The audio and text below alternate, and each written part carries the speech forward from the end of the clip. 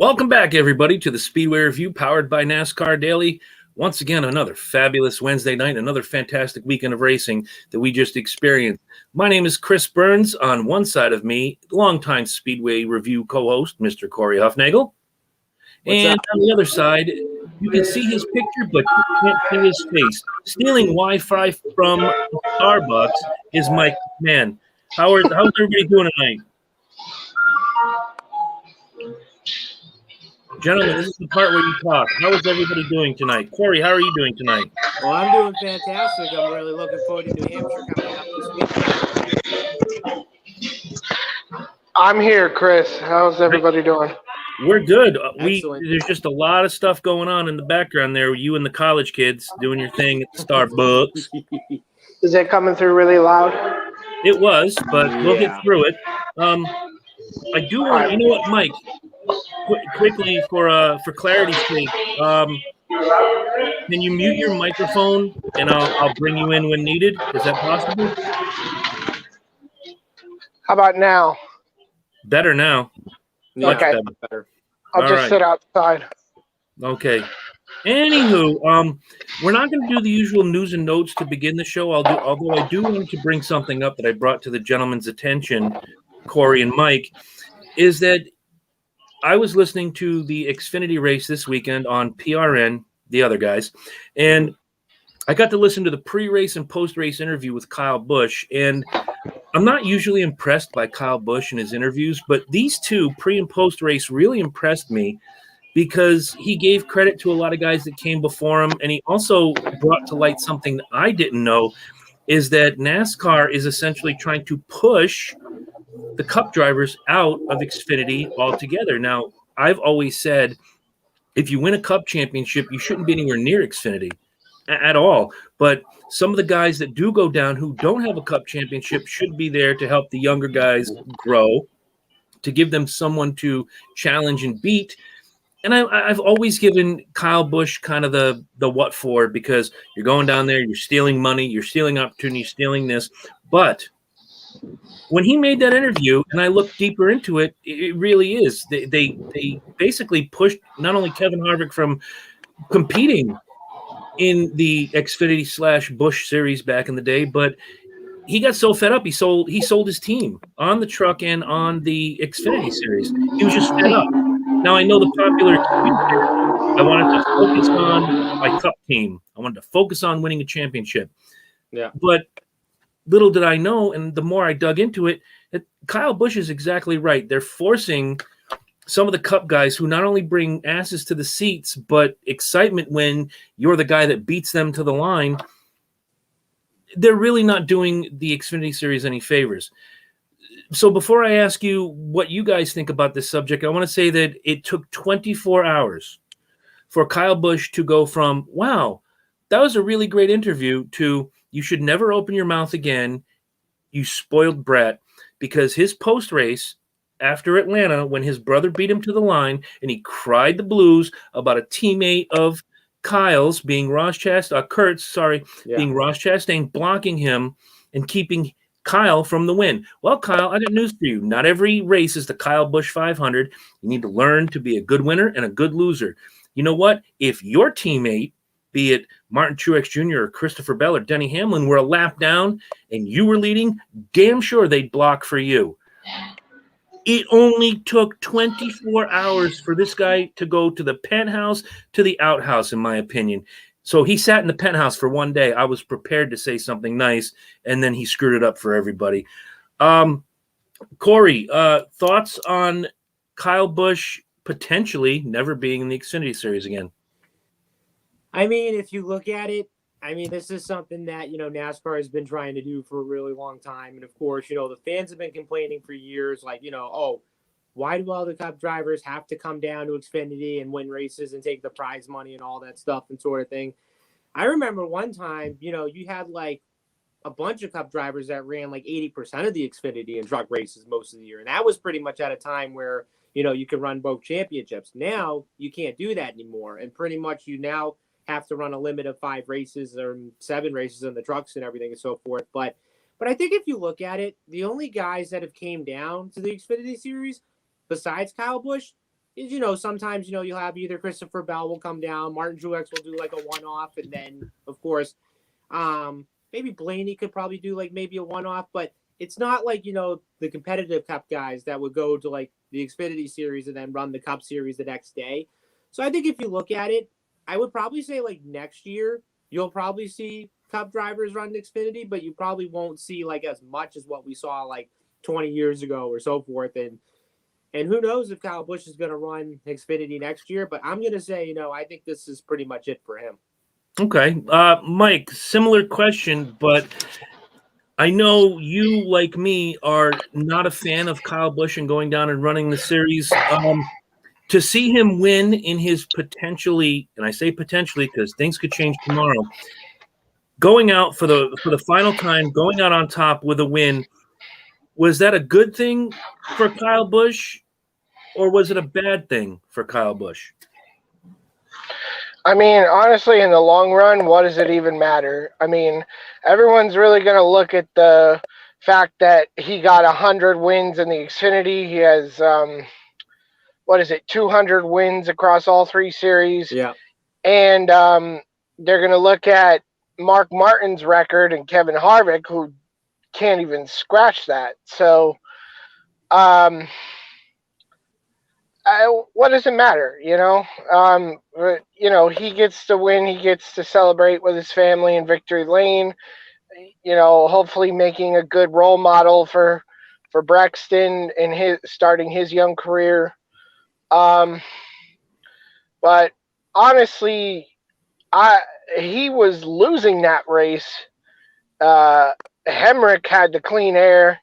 Hemrick was going to walk away from it, and technically the win just fell into his lap. The problem with Atlanta is what I learned about the clean air. If you're not out in front, you're not passing. You're just not passing the leader.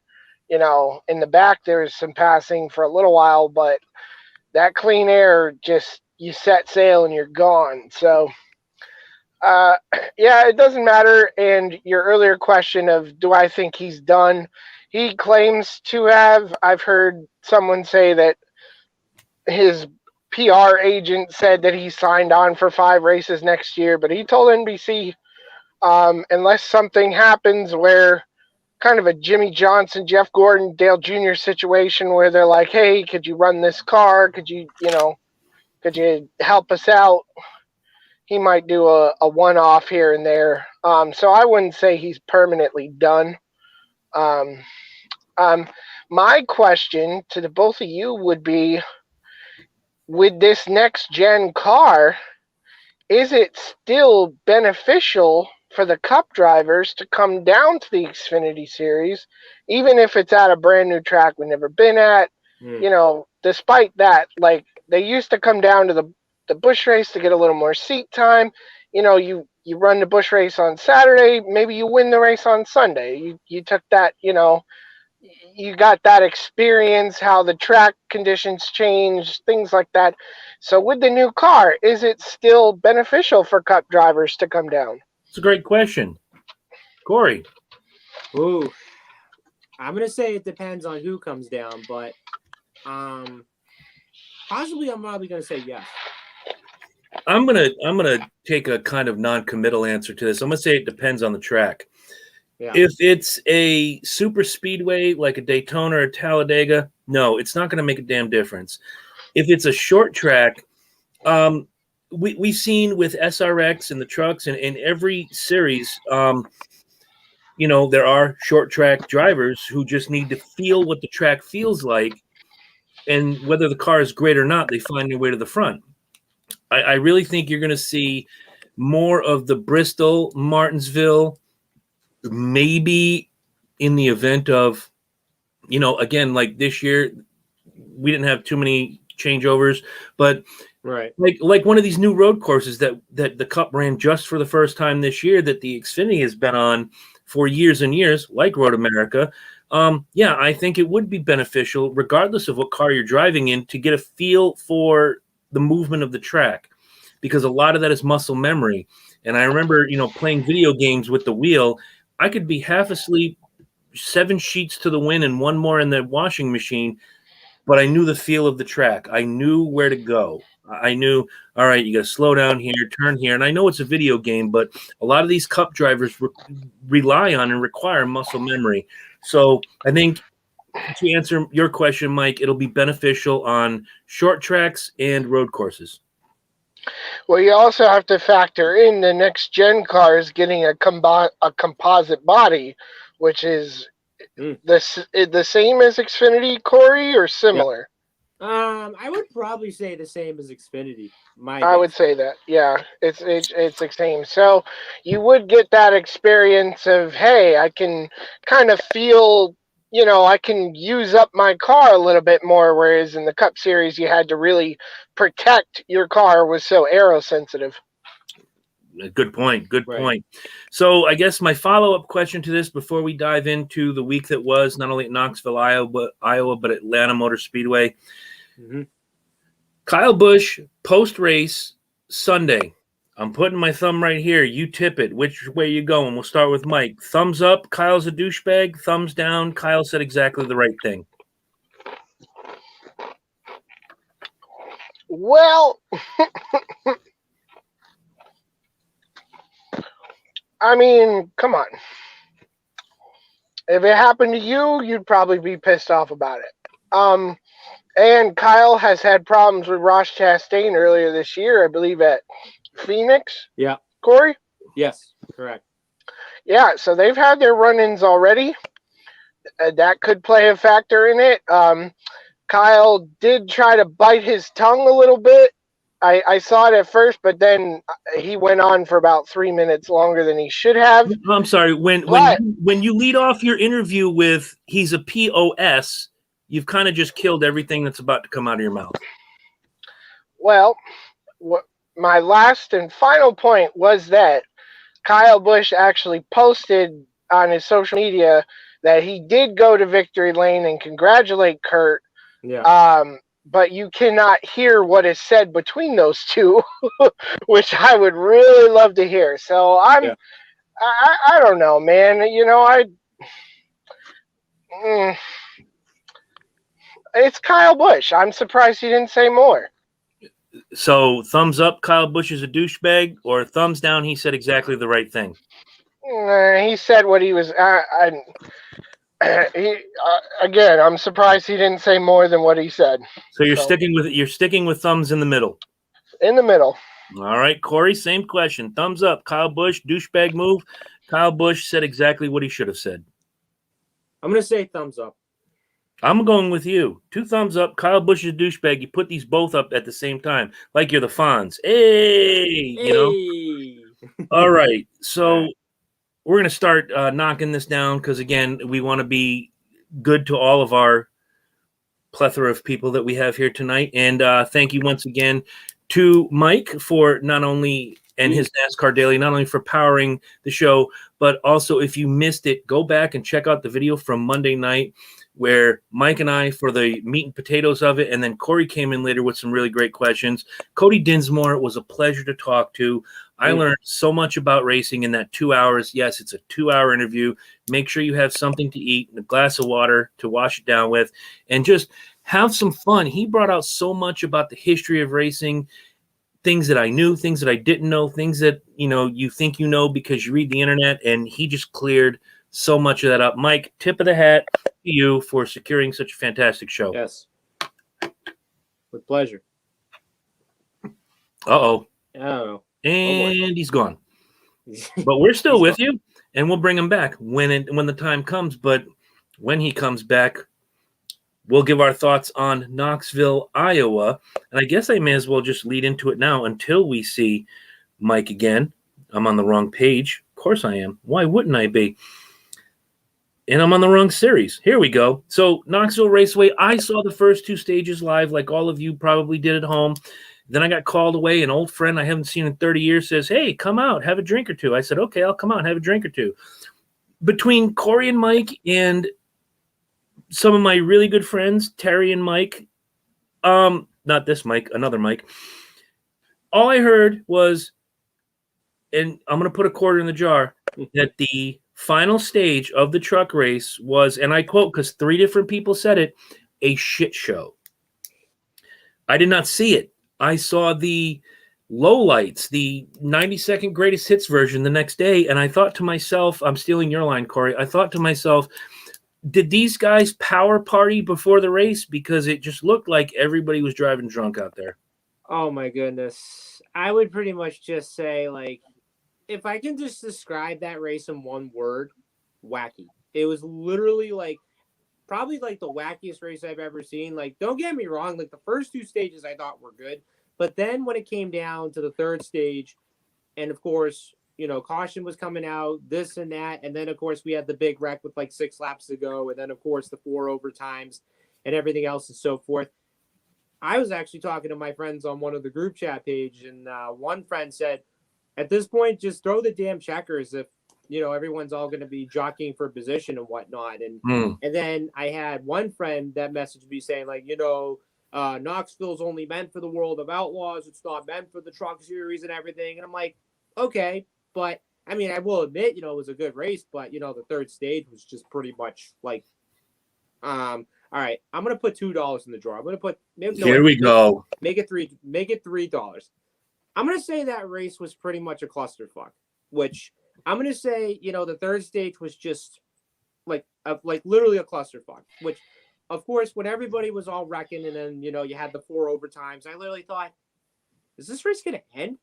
But then, of course, you know, we had Austin Hill winning the race, and now you have 4 guys that are in on wins. And I will admit, I did not expect Austin Hill to win that race, but what a good way that was for him, though. I mean, and not only that, to punch his ticket for the playoffs as well. And sad to report, John Hunter Nemechek wins the participation trophy. I mean, the regular season title, which every time I hear or see regular season title, it's starting to cringe me even more. It's like, why?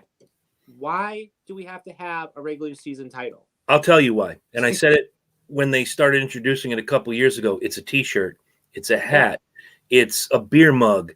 It's something that, you know, look, I give credit where credit is due. Whether the champion is Chase Elliott, Martin Truex Jr., Kyle Busch, whomever wins the championship, Joey Logano, Kevin Harvick, whomever, even Jimmy freaking Johnson, give them their props. They won the entire freaking thing. The regular season champion is garbage. It's a T-shirt. Hello, Jordan. How are you? What's up, Jordan? That's all that it is. It's a goddamn T-shirt. Look, I get these T-shirts, and I'm a fan of them. You know, like especially back-to-back wins or sweeps Michigan, or you know when he won his first race in Chicagoland. Unfortunately, I'm too fat to wear that shirt now, but I still have it somewhere. Right. And occasions like that, back-to-back wins, sweeps the weekend. I don't get every race win T-shirt, or I'd be out of an apartment. I wouldn't have any freaking money. But again, it's a T-shirt. I want to go to Mike on this because I know you're dying to respond to this. Yeah, I want to chime in on the regular season. I heard that regular season champion, they were talking about Denny Hamlin having not won a race, giving the regular season champion, I think, some bonus points, or he gets the regular season champion gets some kind of incentive. So even though he doesn't have a win, there's still an incentive to be the regular season points champion. There is. He gets locked into the playoffs on points. If there were 16 drivers, and I had to look this up, if 16 guys win races, and Hamlin was in the 17th spot, currently leading the points right now, he would bump the lowest guy. That's the incentive for being regular season points champion. Right. But we're not, I say it now, we got 12 winners. We're not going to see 16 winners. Not yet. I think it's coming with the next-gen car. I think we're going to see a proliferation of new winners. Well, new winners, to break it down. First-time winners. You're going to see more than what we have now, and that's hard to do. But let's be clear. If you're consistent enough to be top 10 every single week, sure, you should get that little bump. And let me say, my second point was that, you know who deserves the regular season championship is those guys back at the shop. You know, amen. Because they've been putting it out, and they've been busting tail, and that's something that that's a trophy. That's a trophy that they can put up in their shop, and they can look at it and be like, man, even if we don't win the championship, look at what we did. We accomplished something. That's a great, and you could call it a participation trophy if you want. But man, I mean, that's that spot on to those guys. They deserve the pat on the back. 100%. I'm gonna agree with you to an extent. I think in the shop, yes, absolutely. Hang that banner, wave that flag, be proud of what you accomplished for the first 26 races of the season. But then past that, don't make T-shirts. I think, what was it, a couple years ago, Harvick won the regular season last year, I believe, regular season champion. The next day, NASCAR Superstore, I get an email. Kevin Harvick, regular season championship merchandise on sale. Delete, gone. I didn't even open the damn email. No. Yeah. Because it's the same thing, the same reason why, and Corey will understand this, Mike, you'll understand this. If the Yankees or the Falcons or whomever that I root for wins, or I'll use Ohio State as an example, because Corey, I give him props when we talk about this. Ohio State wins the Big Ten championship. They go to the national championship against Alabama, and they just absolutely get decimated. Call Corey. Good job. Rock and roll. Your team deserved it. My team sucked the big one, but I thought it would be better. I didn't buy any shirts that said Ohio State, made it to the national championship. I'm only going to buy it when it says champion. I don't root. I hate to sound like Michael Jordan here, but I don't parade around the fact that, in 2003, the Yankees were the American League champions and they went and got their asses handed to them in the World Series. Absolutely not. Jordan, I like your comment, Matty. Yeah, I agree before on the that playoffs. Too. I've got a theory about that, but you can hear about it when we do the picks for it, New Hampshire. Let me cut into something you were saying about not having 16 winners this year. On our episode last week, that was one of our topic questions, and we all kind of agreed that the winners going forward were going to be drivers who already have a win this season. I think I was the one that said, and I hate to stop you, we're going to see one more first-time 2021 winner. We're not going to see anything else. We're going to end the season with 13 winners, 3 guys pointing in, and a whole bunch of upset people. Well, I was very happy that Kurt proved us wrong this weekend. Absolutely. Good call by you. But going back to Knoxville, because we got to do the picks and the points and the happies and sads. I didn't think Knoxville, Iowa was that bad. I don't necessarily think, it's just for World of Outlaws, because the trucks, the Cup, and the Xfinity have shown that you can run those cars and trucks on the dirt and have an exciting race. I still think there's some R&D that needs to be done, but by the same token, they're giving the fans excitement. Yes, except for, as Corey put it, the Cambodian cluster F that happened in stage 3 and 4 overtimes. But let's be clear, that race was fun. It really was. Mike, you got a chance to watch the race. I know, because you and Corey were texting while I was out at the pizza joint, and I'm like, everybody and their brother is texting me about this race, and I can't see the final stage or the 4 overtimes until I saw the 90-second greatest hits version the next day. Good. What did you think of Knoxville overall? A through F. Give it a grade. Trucks at Knoxville. Okay. F. Big fat F. Wow.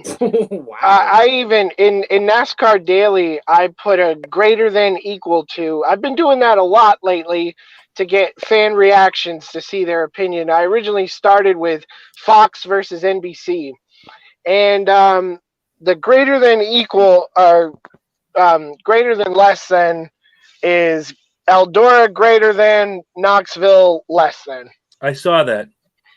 Yeah.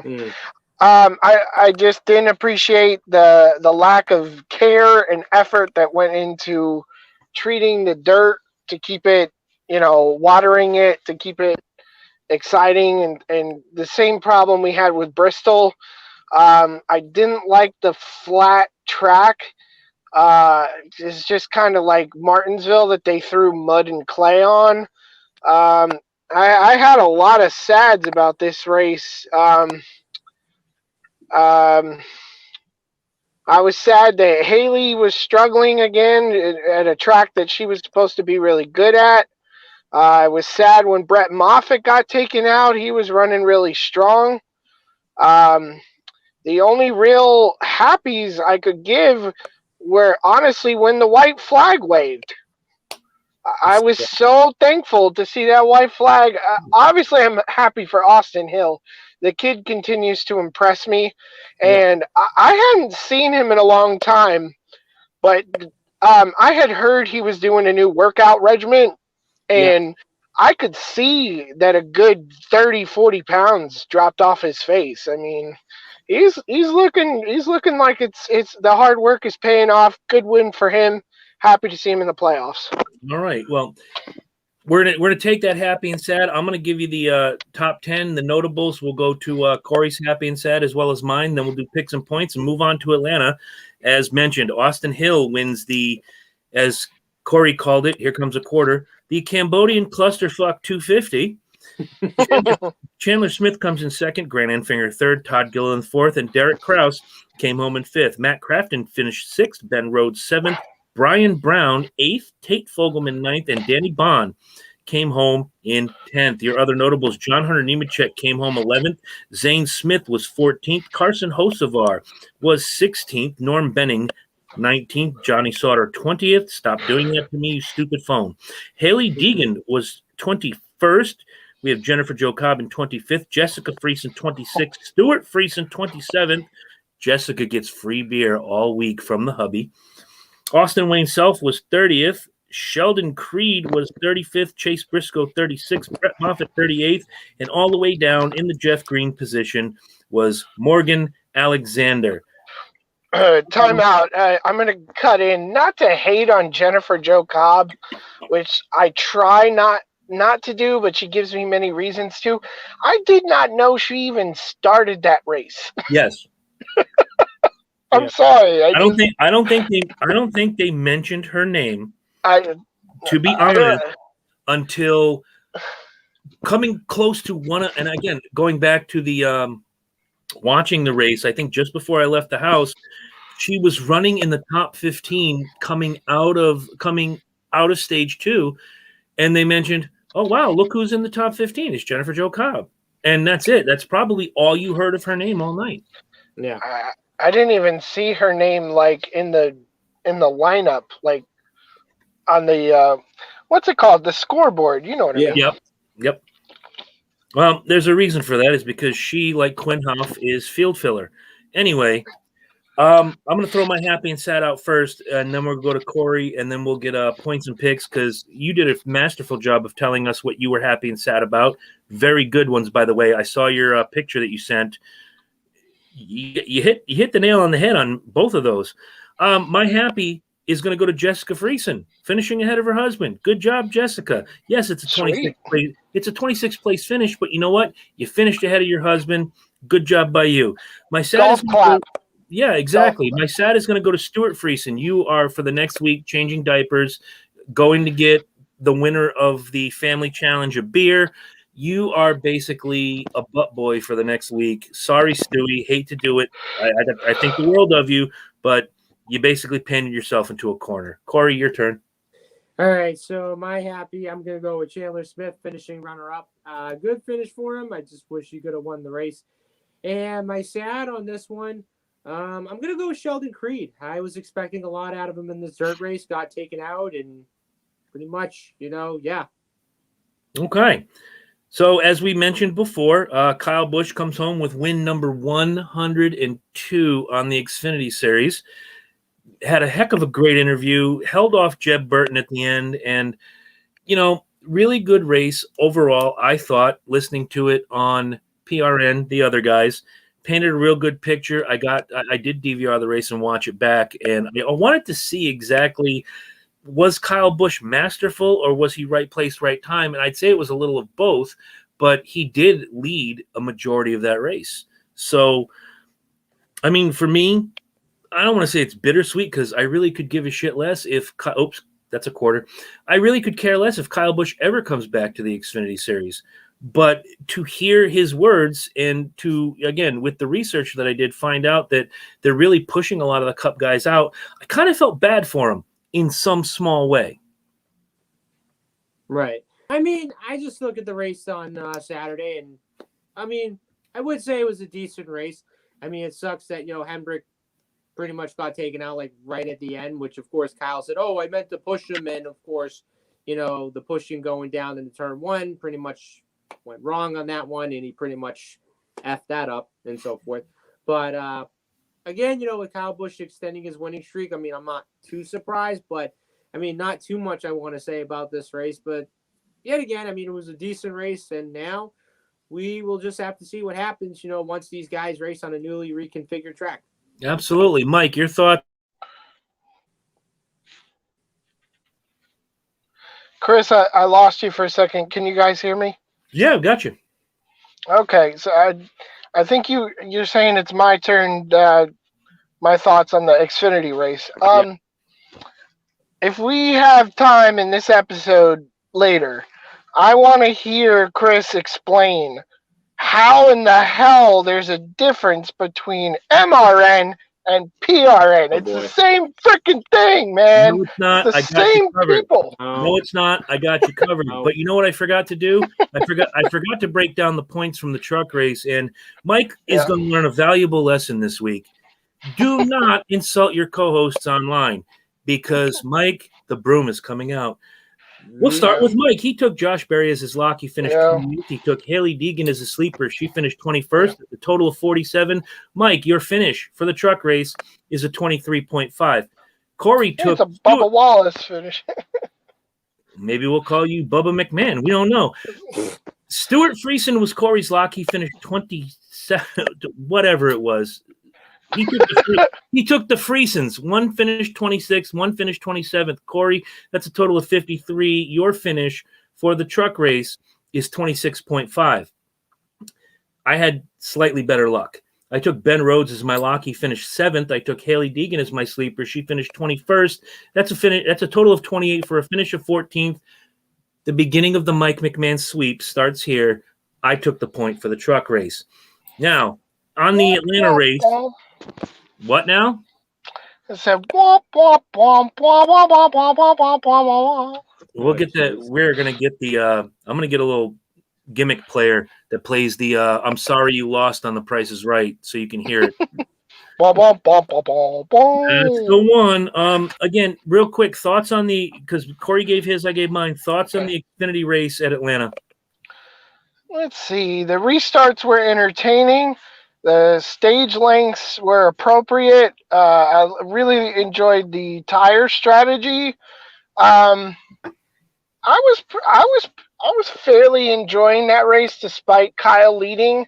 I was disappointed with like I said, how the clean air determined who could lead the race and the lack of passing after the tires burned off. I was ecstatic that Kyle Busch won't be running for at least the rest of this year. We don't know about ever, but for at least this year, no more Kyle Busch in the Xfinity Series. So that means we're getting Xfinity only for the rest of the season, and I'm doing, fat guy backflips in my heart for that. Well, keep in mind, it's only Kyle Busch that has completed his quota. There are other Cup guys that can still go down, but let's be honest. When other Cup guys go down, they're not trying to kick the ever-loving snot out of the entire field. They're going down for seat time.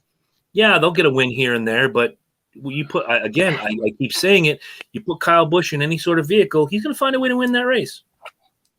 Yeah. So there is no Cup drivers allowed once the Xfinity Series playoffs starts.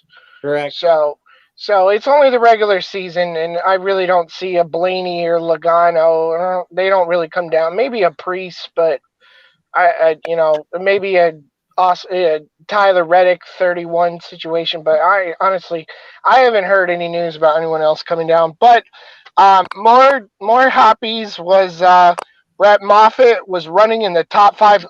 Fantastic day for Brett Moffitt in that 02. Yep. Our motorsports in general, both cars were running in the top 10. Brett Moffitt was looking like he could get up there and win that race at one point. So proud of them. It wasn't a fluke. And my heartbreak was Daniel Hemrick, Brandon Brown, and Harrison Burton. Those were my sads. All right, we're gonna get you not to jump the gun when we talk about the Cup. Wait for it. I love your picks, dude. Believe me, I'm all for it. But when we ask for the we always put the happy and sad after the rundown. But I like what you're saying, and I love what you're doing, and I know we're trying to fight against the clock for everybody involved. Just gotta wait for it, bro. Let it happen. Let it mature. It's like a flower. Let it grow. I'm still learning. I thought we were doing happy and sad. I thought that's what you meant by what were my thoughts. So I was well, hey, if those are your thoughts, man, who am I to stop you? And believe me, I'm not gonna step on your train, man. You gave some great analysis right there, and I tip my hat to you. I honestly couldn't remember what happened Saturday unless I read my notes. So whiskey will do that. Whiskey will do that to you. So I apologize for going out of order. No worries. Let's go to the running order, and then we'll go to Corey and my happy and sad picks and points. We'll talk about the Cup race, and then we'll get our picks in for next week. Only 2 series running this coming week. Kyle Busch comes home with his 102nd victory on the Xfinity Series. Jeb Burton put up a good fight, but only could get second. Noah Gragson third. Justin Haley fourth. And Ty Dillon, a guy we spoke about some on Monday with Cody, came in fifth. Brett Moffitt was 6th, Justin Allgaier 7th, Jeremy Clements 8th, Sam Mayer was 9th, and Austin Cindric rounds out the top 10. Your other notables, Austin Dillon getting in a car he only had a few hours notice on to drive for Michael Annett. He finished 11th. AJ Allmendinger was 13th. We have Riley Herbston 19th. Myatt Snyder was 21st. Josh Perry was 23rd. Harrison Burton was 24th. Moving on down the list a little bit, the aforementioned Daniel Hemrick finished 30th. Kyle Weatherman finished 32nd. For Corey and Corey only, Santino Ferrucci comes in 33rd. We have Brandon Effin Jones coming in 39th, and in the Jeff Green position in 40th was David Starr. Corey, go ahead with a happy and sad on this one. All right, so my happy on this one, I'm going to go with Ty Dillon finishing in the top 5. I mean, this kid has not had a lot of seat time this year, has only ran a part-time schedule, but good run for him this weekend, especially with the Our Motorsports car. And my sad, I'm going to go with Daniel Hemrick, which, of course, he was leading most of the time or some points of the time, and then he gets taken out by the push going into turn 1 gone wrong. Unfortunate run for him, but I really hope this kid can get a win soon. I got you on that one. And as much as I want to pick my man Brandon Jones, who is my favorite Xfinity driver, as my sad, I am going to go with Hemrick. Really great run, just ruined. Limps home with a 30th place finish. But my happy, I'm torn on this, and I've been torn. And the more I thought about it coming out of Saturday into Sunday and then Monday night talking with our friend Cody was I'm going to have to go with Ty Dillon, just another guy who is just showing he belongs. I originally wanted to give it to Austin Dillon, a couple hours of heads up. They have to get padding for the seat to make sure he fits because Michael Annett is a tall, lanky human being, and Austin Dillon is not. He's a short guy. So they had to – it was just a real quick bang, bang, bang thing. I'm happy for Austin Dillon, but I'm happier for Ty Dillon. Just showing the world he's just not there on grandpa's money. He deserves to be in one of these seats. Now we're going to go to the points. Mike, you may want to get some extra whiskey in that coffee because, you made the critical error, my friend, and I'm going to keep bringing it up until I feel like not bringing it up. We'll start with Mike. Mike took AJ Allmendinger as his lock. He finished 13th. He took Myatt Snyder as his sleeper. He finished 21st. Not a bad run. That's a total of 34. Mike, your finish, a very respectable 17. Now, I have to amend this because there was a problem with my math, and I pencil whipped myself at first. But then when I do the math correctly, it turns out that I was correct all along. Corey, you took Noah Gregson as your lock. He finished third. You took Josh Berry as your sleeper. He finished 24th. That's a total of 26. No, that's 27. I was right. And your finish is a 13.5, which makes this one of the closest finishes ever. I took Justin Allgaier as my lock. He finished 7th. I took Riley Herbst as my sleeper. He finished 19th. That's a total of 26 for a finish of 13. Once again, Corey, how many more times are we going to stop each other by 0.5 this season? It's happened like every single freaking week. I don't know. That's a good question.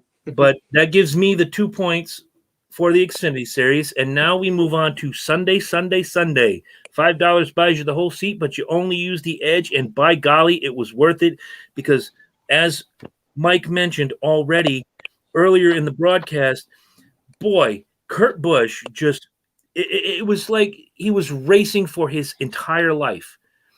Kyle would come up, he'd take the underside, he'd take the lead. Kurt Busch does the crossover, passes little brother comes back around, does the same crossover.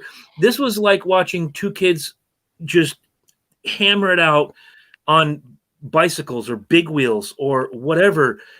It was fun to watch these two battle it out for the lead. It was fun to watch Kyle Busch come and congratulate Kurt because that's what a man does. And again, moved up a couple steps and then here comes the interview.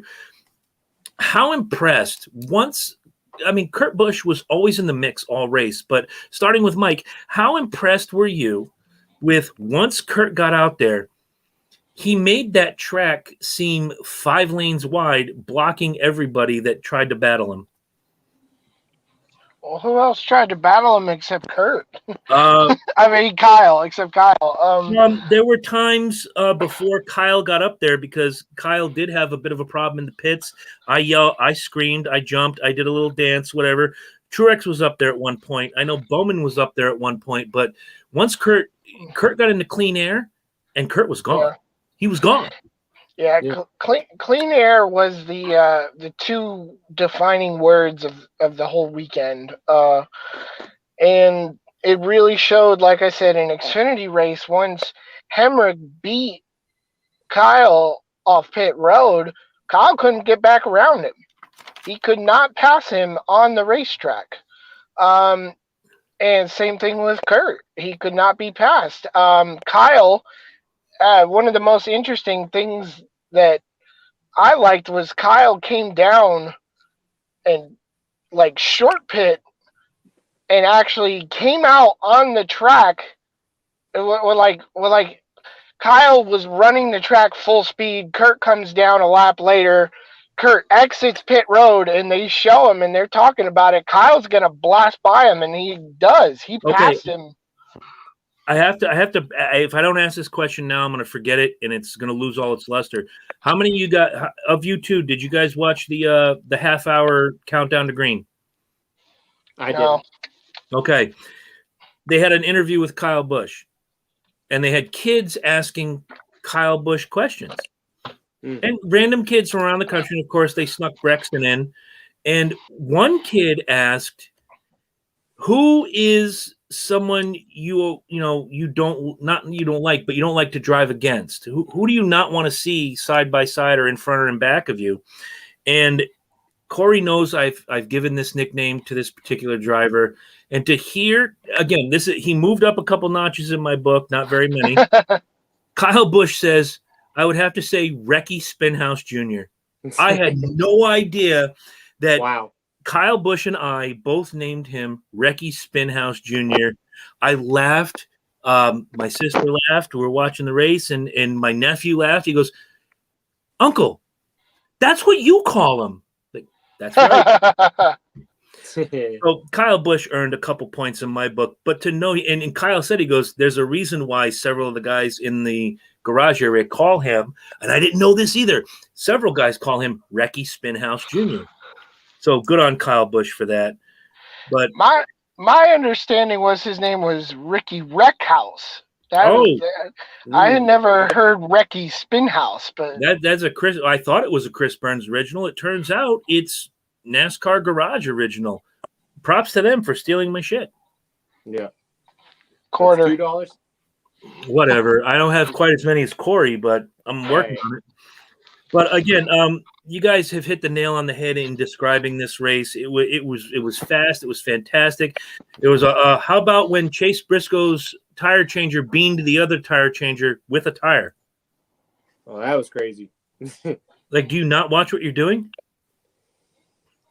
Well, I mean, but on the other hand, I thought the race on Sunday was pretty good. I mean, Mr. Shake and Bake, Kurt Busch got it done on Sunday, but again, not too much I want to say, but happy that Kurt won, and all I can just say is we'll just have to see what happens with the reconfigured Atlanta next year. Absolutely, Mike. Any final thoughts before we get into the running order? I'm going to name drop one of my favorite members in NASCAR Daily, Brandon Wilcox, and I'm going to do a pop-up interview with him on a weekend one of these days.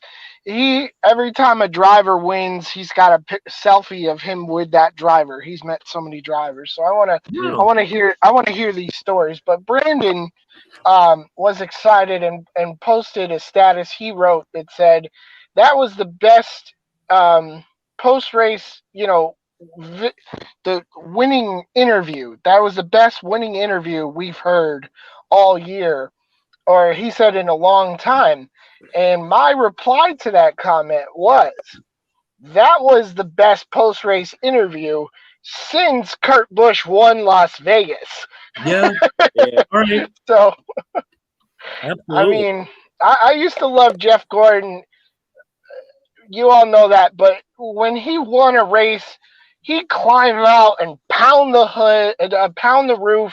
He'd stand up and cheer. Joey Logano throws up the steering wheel. I love guys that give me that victory energy.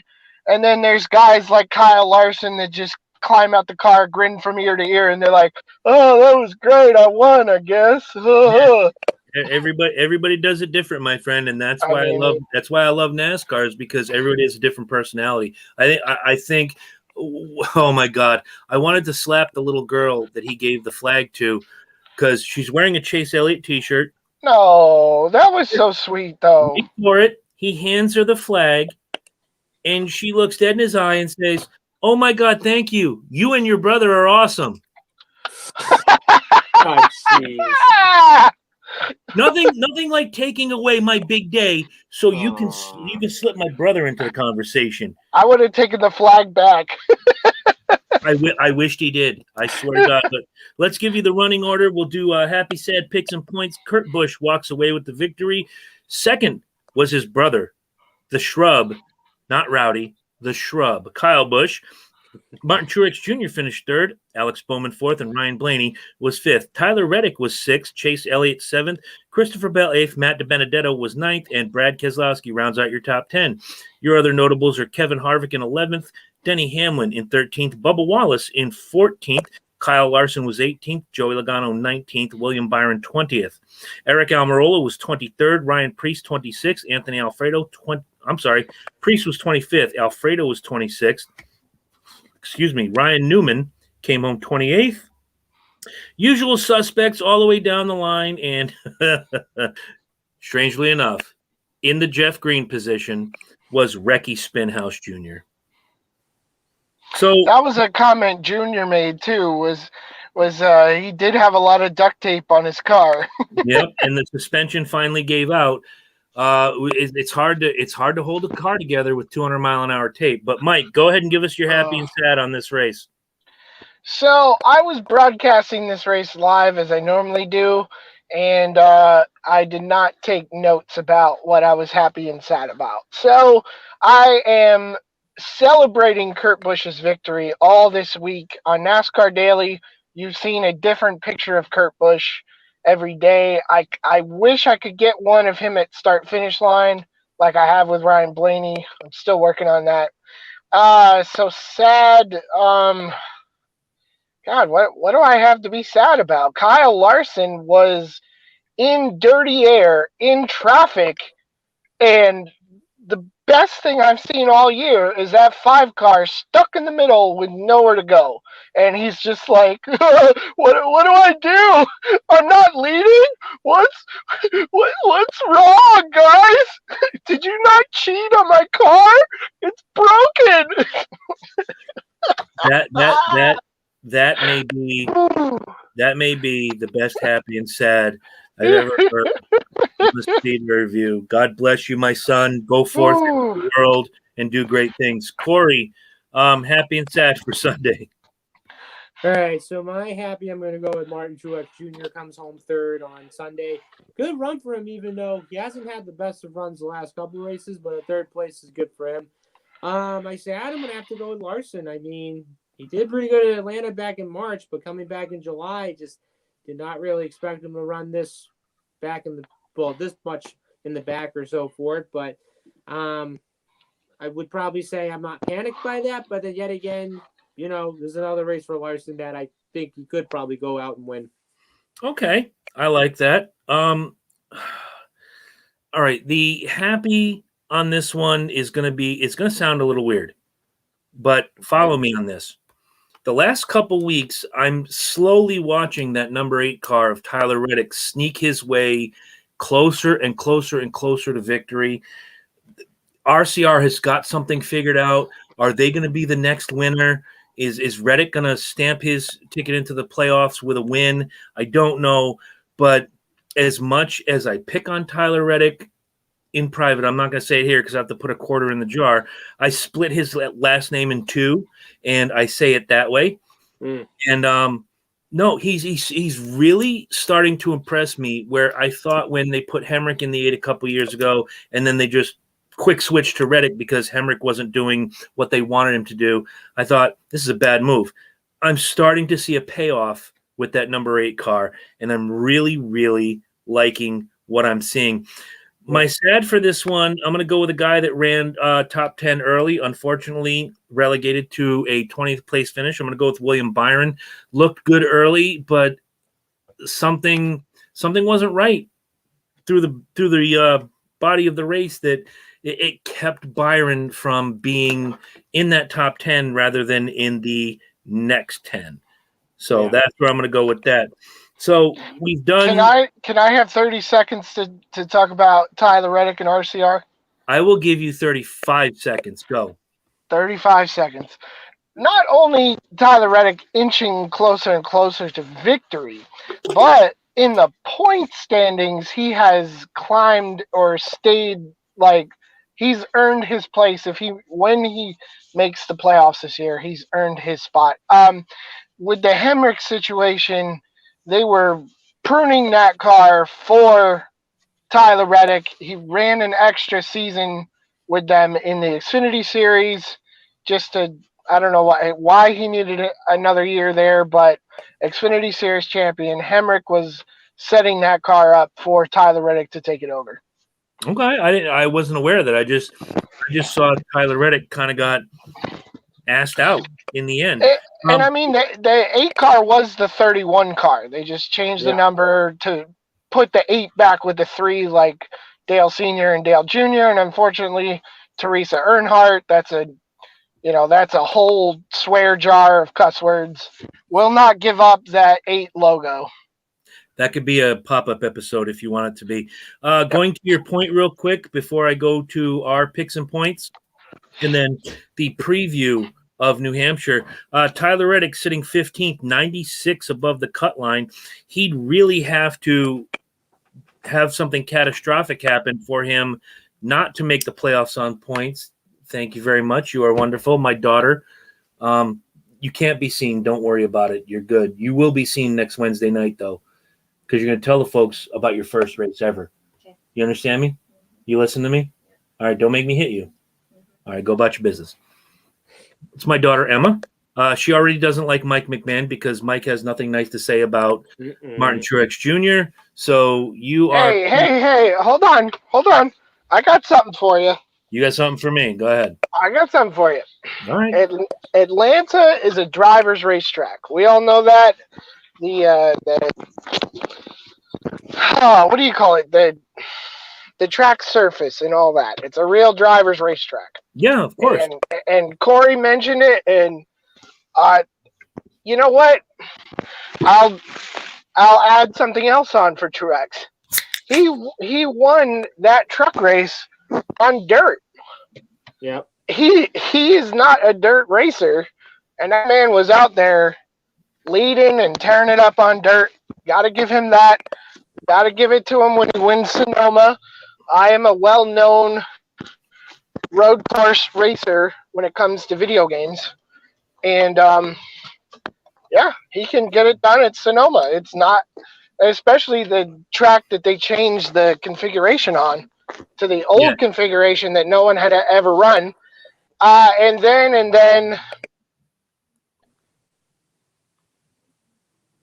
then what? We lost you, kid. Yeah. Well, regardless, she still wants to stab you in the eye. Jeez. No, with Emma, I'm a little bit more forgiving when it comes to sports. Emma, not so much. You mess with her favorites, she will prison shank you in the yard and not think twice about it. My kid will grow up to either be the president or a serial killer. This I'm sure of. But while we wait for Mike to come back, I'm going to break down picks and points. And Corey, I'll start with you because Mike's not here. Oh, it looks like Mike's back. Mike, yeah, I'm here. I just wanted to say that I had nothing bad to say about Truex this week. That's all. No, not this week, but you did in the past. Not and she's still going to shank you. Oh yeah, he's my new Jimmy Johnson for sure. Unless he retires, and then it's Kyle Larson. But he is. Doesn't matter, Mike. It doesn't matter. You're getting stabbed. She's ready. She's got the shank ready. She's got it made. She made it out of a spoon. The point is just perfect. She tried it on me. I bled for an hour. Don't worry, kid. Tell him to get out of a Toyota, and then we'll see if he can win. I loved him in a Chevy. I love him in a Toyota. The only thing I don't want to see him run is away. I like him. But, Corey, we're going to start with you for the pick set this week. You took Alex Bowman as your lock. He finished 4th. You took the aforementioned William Byron as your sleeper. He finished 20th. And, of course, you took Ross Chastain, the Kyle Busch killer, as your hopeful. He finished 21st. Corey, your finish was 45. Your total for the week, 15. Are you ready, Michael? Yeah, let's hear it. No, you actually didn't do too bad. You took Kyle Larson as your lock. He finished 18th. You took Kevin Harvick as your sleeper. He finished up a lot now. No, Chris, you wrote our picks wrong. You switched my picks with yours. Look at the paper. Why would I ever pick Kyle Larson to win? I don't know, but I picked Hamlin, Harvick, and DiBenedetto. The reason I know that is because you're killing me. I'm going to find the picture. Wait right there. My cut pick was Bowman, Byron, hopeful was Ross. Oh, well, then I switched you and Corey's picks. Yeah, you switched me and Corey. All right, well, then you sucked the worst out of the three of us, Mike. Sorry about that. At least I didn't pick Larson. Okay, I'm happy. Well, then I apologize. You're absolutely correct. If I wrote those in reverse, I'm sorry. But, hey, Corey, you did better than you thought you did. You took Kyle. Okay, here's the other pick set. You already heard Mike's, but I accidentally put him in Corey's spot. Corey, you took Kyle Larson. He finished 18th. You took Kevin Harvick. He finished 11th as your sleeper, and your hopeful was Chase Elliott in 7th. Corey, your finish was a 36. I'm sorry, your total was a 36. Your finish is 12th. Mike, if you're anywhere near a broom, I want you to grab it now because Chris took Denny Hamlin as his lock. He finished 13th. I took Kevin Harvick as my sleeper. He finished 11th. And I took Matt DiBenedetto as my hopeful. He finished 9th. That's a total of 33. My finish was 11. I swept both y'all. I took the 3 points. That gives me a clean sweep of both of you because thank you, Corey. But, Mike, you will need to learn a very important point. Do not mess with your co-hosts on a post when we're supposed to be a team. So what? We're competing against each other. But on a here live like fantasy football. But on a post, you don't put "May the worst Chris win" because the worst Chris won. Na na na na na na na. Anyway, we're getting to 8:30. I know Mike's got stuff to do, and we did this a half hour early. Mike, how much time do you actually have for the rest of the show? About 15 minutes. I was going to suggest I can either mute my mic and camera, and you guys can talk New Hampshire. Well, we got to get the picks. I know we can do the picks, but you guys are excited about it. I was wondering if you guys want to do your own little New Hampshire preview show, like on the page live or in the group live, whatever. Mike, we're going to do one better. we're going to do live from the track. Oh, okay. Perfect. Because I get Works there. for me because I hate New Hampshire. It is next to Pocono. It is my second most hated track, and I wish it was off the circuit completely. Well, it's a stupid one lane, 1 mile track. Why is it a mile? It's a short track. At least make it 3/4 of a mile like Richmond. No. So stupid. Dude, trust me, I hate Pocono too. Everybody's entitled to their opinion. People hate me for hating Pocono. But I'm going to say this. I've been to New Hampshire a dozen times. I love it. And much like your picks showed this week, your opinion sucks out loud. We're now going to the point standings. I took all 6 points this week, which makes our current running order. Chris with 63. Corey has 57, and Mike, even though we spotted you 50 points, you are holding on to them like someone's going to rip it off. You now have 50 points, much like you did last week when we gifted you. However, I'm not going to run this into the ground. We have exciting Xfinity and Cup racing coming to New Hampshire Motor Speedway this weekend. Sunday, I will be there. Sunday, Corey will be there. Sunday, my daughter will be there. And as an added bonus, if he can secure tickets and talk his family into going, Connecticut racing star Joey Ternulo will be there. Yes, can't wait to see Joey, and he will be a part of a pop-up episode coming soon. But let's just dive right in. The Xfinity Series goes off Saturday at, I believe, 3 p.m. Yes. And this is the part where I always say to Corey, how, when, where, and why. So I will be at the race on Saturday, God willing, and you can catch the race on TV, 3 o'clock Eastern time on NBC and NBCSN, and you can catch it live on the PRN, the Performance Racing Network. They suck. Yes, they do. Thank you. And yes, Mike, I will give you why they suck when this episode is coming to a close. Yes. Looking through the entry list, basically all the usual suspects. I see Christopher Bell is going to be driving the 54. I don't see really anybody else from Cup coming down. JJ Yaley's going to be there. Ty Gibbs? I'm looking. No. JJ Yaley, who hits the wall every year I've gone there in turn 2, will be there to hit the wall in turn 2. And that's about it. Couple names that I don't recognize is Mason Massey, who's going to drive the number 99 Toyota. That's a new name. Haven't seen that one before. Corey, what do you know about Senor Mason Massey? Mason Massey, not really much about him, in my opinion, but I do see one guy that runs in the modified series, Patrick Emmerling, who's going to be running the 23 car for our Motorsports this weekend. You beat me because I was going to ask you about him next, but hey, good job on you. You are the Stat Boy Deluxe. Let's make it short and sweet. As Mike mentioned, it's a 1 mile. When you watch it on television, it looks just dead flat like Martinsville. When you go, you actually see the banking, although it's not much. I believe it's 13 degrees. So it is a relatively flat track. I like that. It brings you back to racing's roots. It gives you that old-timey feel. But we're in the new time, and you know what? Just to be a prick, put a quarter in the jar. Mike, I want you to give your picks first. Can you confirm Josh Berry is starting in a 1 car for Michael Annett? Josh Berry is starting in the 1 car for Michael Annett. It was reported yesterday on NASCAR.com. Okay, I usually like to pick against Corey's picks just to make it competition-wise. No, you have to pick against Corey's picks because that's how you beat Corey.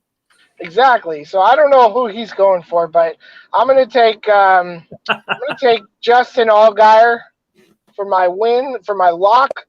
I'm going to take Josh Berry for my hopeful. Oh, your sleeper in this race. Or sleeper, sorry. Okay, rock and roll. I like those picks. Josh Berry, not to step on your picks, but, man, I like this guy. I hope he lands a full-time ride sometime soon. I really do. Corey, you're going to be at the Xfinity race. Yes. And you're going to be able to watch your lock and your sleeper hopefully tank and let me take home another week. But I want to hear what you have to say about the lock and the sleeper for New Hampshire on Saturday. I was doing a lot of thinking about this, and I'm thinking, all right, so my lock going into this weekend, I'm going to go with Noah Gragson starts third this weekend. And, of course, it is a short track, and, of course, he did pretty well at Martinsville back in March or whatever month it was and so forth. And my sleeper, on my other hand, yeah, I'm going to go with Josh Berry as well. Okay, well, see, Yep. Now you both have the same sleeper, but Corey, you and I have the same lock. I also took Noah Gragson because of his short track ability. You guys are bold picking the guy that's got the worst luck this season. Luck can turn around, my friend. And when you speak about luck Sure. turning around, I'm going to take my sleeper who hasn't had the best luck with the exception of last week. And Corey knows my 3 favorite words are momentum, momentum, momentum. I'm taking Jeb Burton as my sleeper. Ooh. That's a good pick. Solid pick. So then we move ahead. If any of you are going to be in New Hampshire on Sunday for the NASCAR Cup Series, and you're a fan of this show and you're a fan of this page, reach out, Facebook message, or however, to myself or Corey. We'd be glad to meet some of you. It would be fantastic to meet some of you. But this Sunday, my daughter's first cup race, first major race. She's been to Waterford Speed Bowl, Vermont's Thunder Road. She's seen the lower levels, but now she gets to see the New York Yankees of stock car racing, the NASCAR Cup Series. Corey, it's your time to shine, kid. Who, what, when, where, and why? All right, so we're both going to be there Sunday, and of course, for anybody who's watching it on TV, you can catch it 3 o'clock Eastern time on NBCSN, and then you can catch it on Sirius XM Radio, where you can hear the other guys. Yeah, FM. The Kyle Busch of radio. Yeah. Somehow we lost Mike again. So, you know what? Mike led the picks last time. He's back again. Corey, why don't you lead the picks for New Hampshire Cup race? Ooh. All right. So my lock going into this weekend, I'm going to go with one guy that hasn't yet won this year. My lock, I'm going to go with Denny Hamlin. He's run pretty well here in New Hampshire. He's won a few times, and of course, he ran pretty well last year as well. So I think he's going to be another one that that's going to seal in a win and lock in the playoffs this weekend. My sleeper, on the other hand, I'm going to go with Matt DiBenedetto. Now, this is another guy that's yet to win a race this year, and of course, I really want to see all the guys that haven't won yet, get that first win of the season and, of course, punch their ticket to the playoffs and everything. And my hopeful going into this weekend, as I usually say, is I'm going to pull a little rabbit out of the hat. I'm going to go with another guy who hasn't won yet this year. I'm going to go with Kevin Harvick. Ooh. Yep. That's going to make these picks a little dicey, but I like your picks, especially because I wanted to bring this up. And, Mike, before you get to your picks, I said to you guys a week ago, and I've said it to Corey before, I've never been to a race where driver I root for wins. It's always somebody in my pack that they see their driver win. I've yet to see it. My biggest hope for this weekend is to see not only Matty D win his first ever race, that would be just mind-blowing. Yeah. I was there to see his first ever victory. Will it happen? I don't know. But I'm just letting you know ahead of time, your picks are going to make the battle between you and me dicey. What's going to change it? Mike's picks. We're going to see how different this is going to turn out. So, Mike, lock, sleeper, and hopeful for Sunday in New Hampshire. I like Corey's pick of Harvick because that's a safe pick based on his performance there last year and over the last couple of years. But this year, I wouldn't touch Harvick with a 10-foot pole. I would say the same thing. Your picks from last show, how well everything went. So, yeah, rock and roll. So I was tempted to almost fantasy football Tom Brady pick Truex, Captain Momentum here. But I'm not going to degrade myself by picking a garbage Toyota driver. You're going to get stabbed. You know this, right? just to beat Mike, you Chris. better be careful, dude. No. It's not about me. It's not about me. You're gonna get stabbed. She can't hear you upstairs. She will come down here, come through the computer, come to wherever you are, and stab you. She will do this. She's crazy. I'm her father. Mike, I you know. better be careful, bro.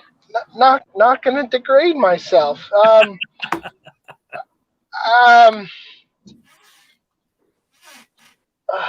Man, this is a tough one because this track not only sucks, but we haven't had that many short tracks this year to say who is the best current short track driver. I kind of wish Cindric was out there. Cup Series driver. I was thinking Kyle Busch. Oh God.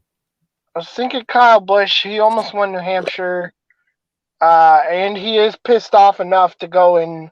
Especially with now that he's not in the lower series to beat up on the little kids anymore, he may have more motivation and aggression this weekend.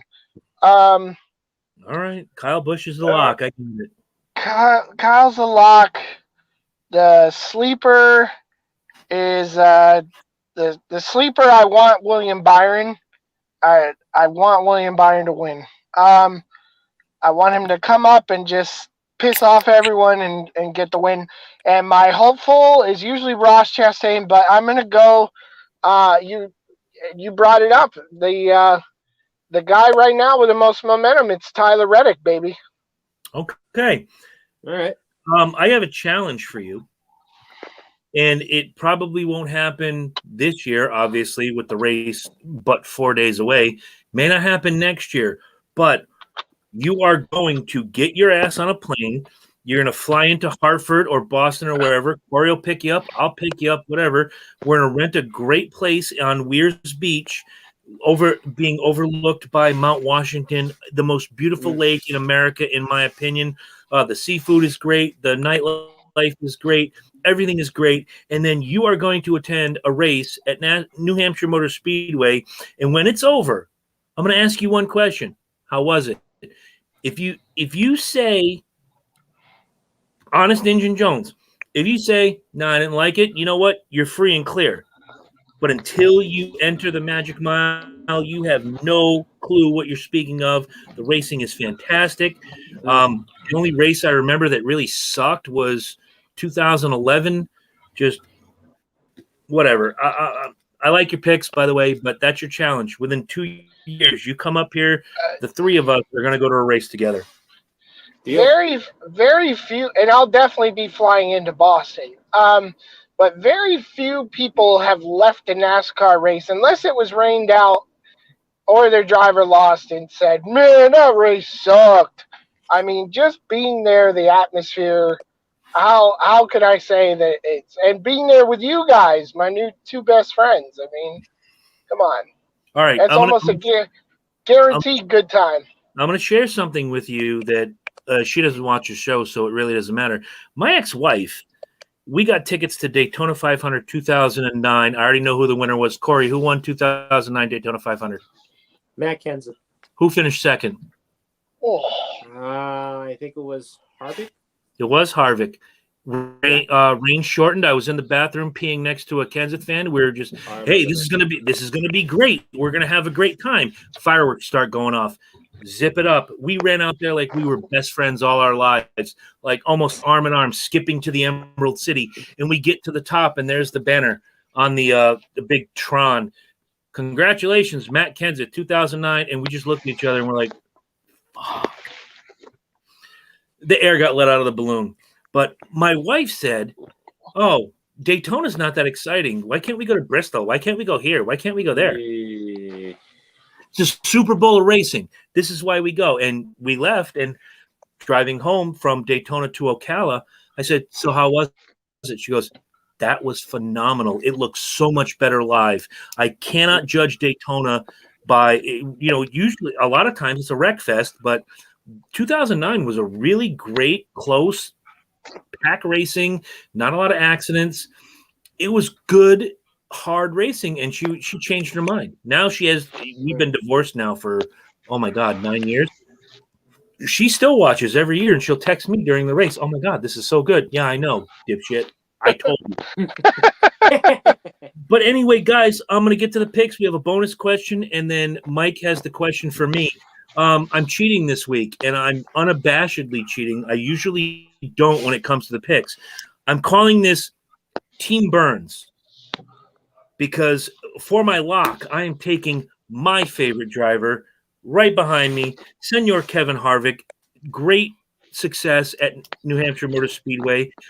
And it's usually when I'm not there. It's the years I choose not to go, or when they had 2 races, I'd go to one and he'd win the second one, or I'd go to the second one, he'd win the first one. Doesn't matter. Harvick is New Hampshire Jones. As my sleeper, I'm taking my daughter's favorite driver. Stick it straight up your butt sideways, Mike. I am taking Martin Truex Jr. because my daughter. I'm going to be if Harvick somehow does not do well, I'm standing right behind my daughter, cheering for her guy, and of course. I will be. Corey's going to find out this Sunday about my surprise outfit. Until I die, or until he wins a race, my hopeful will and always will be, unless there's a doubleheader weekend, Matt DiBenedetto. Having said that, Xfinity is a 2-point race for the contest. The Cup is a 3-point race for the contest. We do not have a Truck Series race, so the bonus question that I'm going to ask you, and I'm going to start with Corey, then I'll go to Mike, then I'll do mine. Who will be the top finisher in the Cup Series race for Joe Gibbs Racing? Ooh.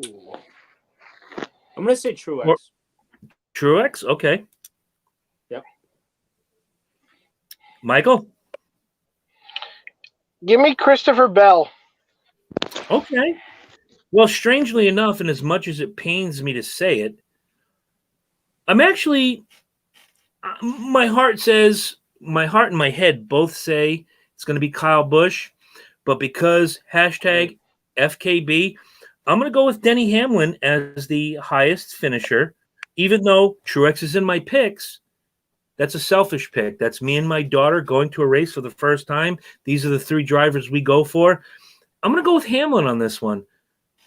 And I had it written down, so it's in ink. It's good.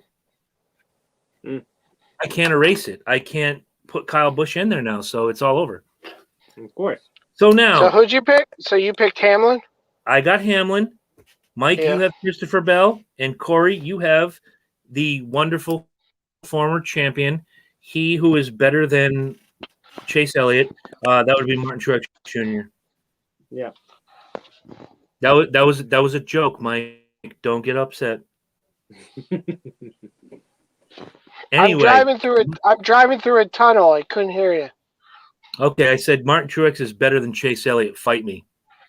Oh, that's like saying Star Trek is better than Star Wars, bro. Come on. Well, it depends on how you look at it. There's a lot of good things on either. That's a different podcast. It's snooze fest compared to high action intensity and awesomeness. It's a different podcast. Truex is a total snooze fest driver, man. Oh boy!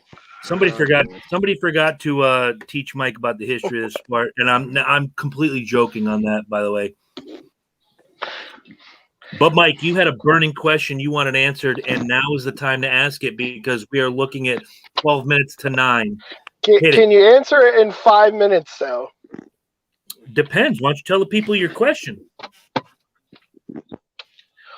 How is there possibly a difference between the Performance Racing Network and the Motor Racing Network, which to my ears has always been the same people talking? Okay, so you're probably a guy who thinks Kiss is the same as Poison, who is the same as Whitesnake, who is the same as Motley Crue, who is the same as Motorhead. You're listening with a different set of ears, and I'm not picking on you, but when I hear somebody say, oh, because my first love is hard rock and heavy metal, clearly, but I appreciate rap, country, etc., so forth. But to lump them all into one ball is wrong. So, again, MRN is and always will be, for Mike McMahon, the voice of NASCAR. So, when I listen to PRN, it's different guys. They have some really good guys. Pat Patterson is fantastic. And Rusty. What's that? And Rusty. Oh, Rusty. Yeah, you're a huge Rusty Wallace fan. Come on. Rusty Wallace moved over to MRN. If you did your homework correctly last year, he switched. He's MRN now. Yep. So, but when you look at MRN, you have Kyle Rickey, the guy from Vermont, Dave Barry. Dave Moody, Dave Moody, sorry. And the Bagman too. Oh, Bags is great. Yeah. And see, listen, the same people. No, it's not, because Bagley's not in PRN. Kyle Rickey wouldn't even walk into PRN's office if he had a chance. And Rusty Wallace, he figured it out. He went from Little League to Big League. I never heard any difference living in Daytona. It sounded like the same people were on, but this week it was PRN instead of MRN. And I gave PRN a lot of credit for, what was the last road course? Was that Road America? Yeah, I think it was. And PRN had that race, and it was the first time I ever said something nice about PRN. Is that they actually, for the first time, painted the picture as I'm strangely painting a house. They painted the picture of what was going on the track. It was beautiful, because usually they're just like, oh, look, Kyle Busch is out there, and look, someone's coming up behind him and whatever. MRN takes you inside the car. They take you inside the pits. They do a lot like what the television broadcasts do.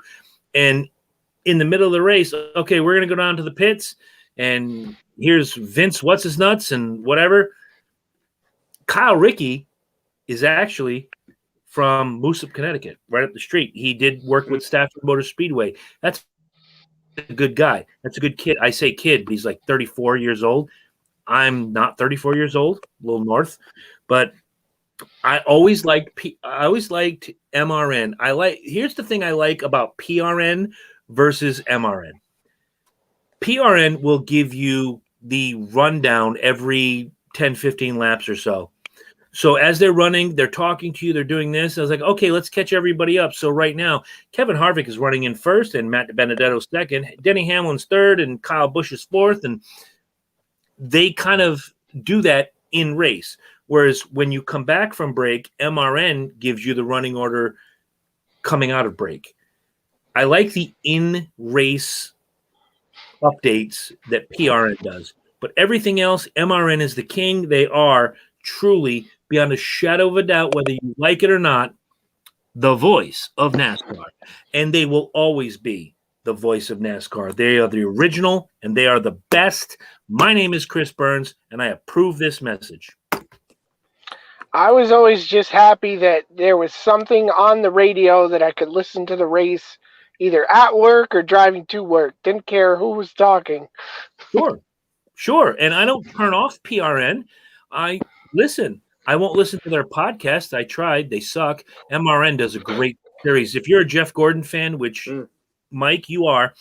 Yeah, I've heard about that. Yeah, I'm interested in that. The 10-part series on Jeff Gordon, the 10-part series on the 93 season, and then there's I don't know how many parts it is, but the wild trucks, or the fantastic trucks, going back to the season where they introduced the truck series, which I think was in 95. Corey, help me. 1995, correct. Thank you. Yeah. 95.